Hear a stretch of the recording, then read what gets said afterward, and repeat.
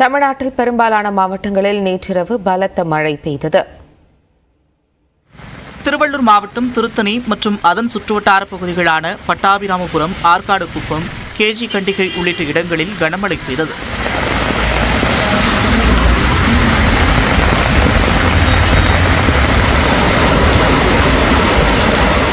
Tiruttani railway சுரங்கப்பாதையில் மழைநீருடன் கழிவுநீர் கலந்து தேங்கியதால் வாகன ஓட்டிகள் கடும் அவதியடைந்தனர்.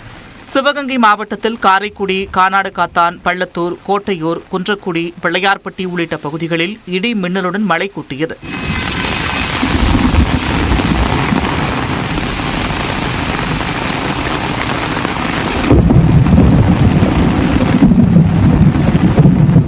மதுரை நகர் பகுதிகளான காளவாசம், பழங்கானத்தம், தல்லாக்குளம், தெற்கு வாசல், தெப்பக்குளம் உள்ளிட்ட இடங்களிலும் பலத்த மழை பெய்தது. பலத்த காற்றுடன் பெய்த மழையால் மதுரை சுப்பிரமணியபுரத்தில் மரம் முறிந்து சாலையில் விழுந்ததால் சிறிது நேரம் போக்குவரத்து பாதிக்கப்பட்டது.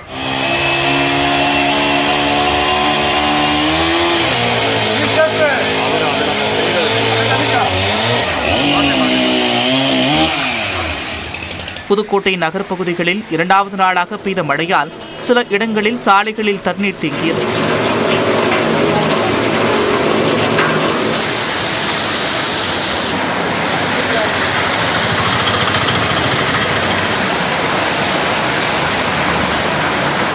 திண்டுக்கல் மாவட்டம் கொடைக்கானலில் விட்டுவிட்டு மழை பெய்ததால் இதமான சூழல் நீடித்தது.